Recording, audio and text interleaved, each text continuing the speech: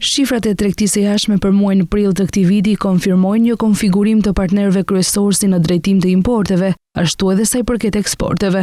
Nëse analizojmë 10 partnerët kryesor të importit krahasuar me të njëjtin muaj të vitit kaluar, shifrat thonë se ka ndalë nga renditja Bullgaria për të zëvendësuar me Indinë.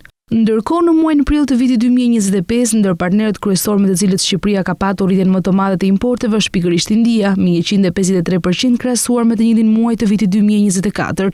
Në total importet me këtë shtet për muajin prill u vlerësuan në 1.3 miliard lek, ose rreth 13 milion euro. Nëse analizojmë curinë historike që nga muaji janar i vitit 2005, të dhënat tregojnë se në 3 vitet e fundit ka patur një rritje të ndjeshme të importeve në këtë vend.